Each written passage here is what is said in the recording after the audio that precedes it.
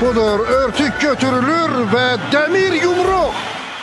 Ադրբեջանում անցկացվող ԱՊՀ երկրների խաղերի բացման արարողությունը հակահայկական եւ պատերազմական էր։ Ցուցադրվում էին Ալիևի սիրած երկաթե բռունցքը եւ 44 թիվը, որն ուղեկցվում էր թշնամու դեմ տարած հաղթանակի մասին խոսքերով։ Հերթական ապացույցը, որ Ադրբեջանը խաղաղության միտում չունի եւ լծված է ագրեսիա, ատելություն եւ պատերազմական քարոզ տարածելու գործին։ 8 noyabr. Իսկ Մինսկում անցկացված ԱՊՀ պետությունների կառավարությունների ղեկավարների նիստում Հայաստանի փոխվարչապետ Մհեր Գրիգորյանը արձագանքելով Ադրբեջանի վարչապետ Ալի Ասադովի ելույթին կոչ արել օգտագործել Թրամփի ուղի հանուն միջազգային խաղաղության եւ բարգավաճման սահմանումը։ Հայաստանի Հանրապետությունը հանձնառու է տարածաշրջանային փոխկապակցվածության օրակարգին, հարկ է ձեռնպահ մնալ Զանգեզուրի միջանցք տերմինի օգտագործումից։ Երկրների միջև ստորագրված բարձր մակարդակի փաստաթղթերի համաձայն ապաշրջափակման համատեքստում պետք է օգտագործել Թրամփի ուղի հանուն միջազգային խաղաղության եւ բարգավաճման սահմանումը։ Ելույթի վերջում Մհեր Գրիգորյանը հայտնել է հայկական կողմի պատրաստակամությունը շարունակելու ԱՊՀ շրջանակում կառուցողական գործընկերության հետագա ամրապնդումը խոստումնալից եւ փոխշահավետ նախագծերի իրականացման նպատակով։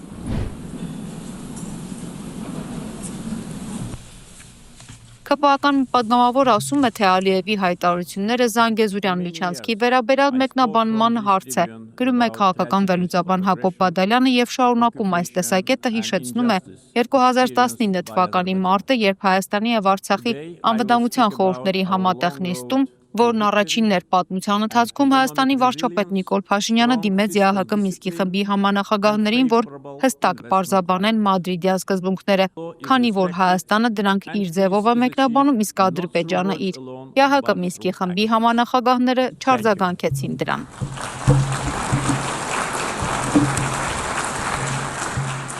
Հիմա Նիկոլ Փաշինյանը ըստ էության դիմելու է ոչ թե համանախագահներին, այլ Դոնալդ Թրամփին, եթե իհարկե դիմի։ Համենայն դեպս Փաշինյանը հերթական անգամ ասում է, որ Ալիևը ըստ էության ասում է մի բան, որը չի համապատասխանում պայմանավորվածություններին։ Իհարկե, նա ուղիղ չի հասցեագրում իր խոսքը Թրամփին, բայց երբ օրինակ Հայաստանի արտաքին գործերի նախարարը Բայրամովի հետ շփում է ունենում ԱՄՆ պետքարտուղար Ռուբիոյի հետ, խոսում է այդ մասին։ Եթե ոչ, ինչու։ Արդյոք այն պատճառով, որ ոչ թե Ալիևի մեկնաբանությունները ավելի են համապատասխանում Վաշինգտոնյան պայմանավորվածություններին, քան պաշտոնական Երևանի մեկնաբանությունները։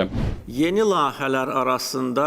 Zəngəzur dəhlizini qeyd etmək istərdim. Քաղաքագետ Ռոբերտ Ղևոնդյանի կարծիքով Զանգեզուրի միջանցք եզրույթի օգտագործմամբ Ալիևը փորձում է շոշափել միջազգային հանրության կարմիր գծերը տեսնել, ինչև որտեղ իրեն թույլ կտան ավելի կոշտ լինել Հայաստանի հետ հարաբերություններում։ Նաև նկատում է, այնուհանդերձ Բաքուն ապաշրջափակվող ճանապարհը միջանցք է կոչելու։ Դա Ադրբեջանին ձեռնտու է ներքաղաքական գործընթացների եւ արտաքին հարաբերությունների տեսանկյունից։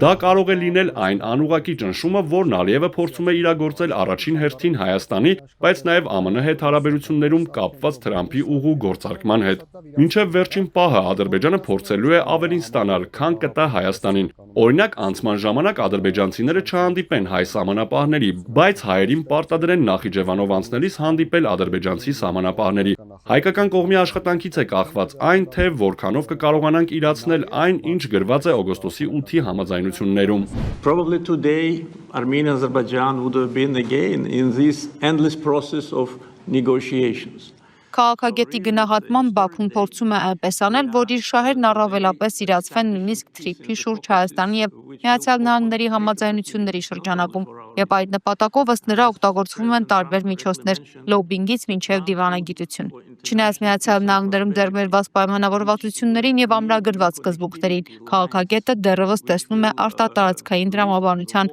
առաջ մղման վտանգ։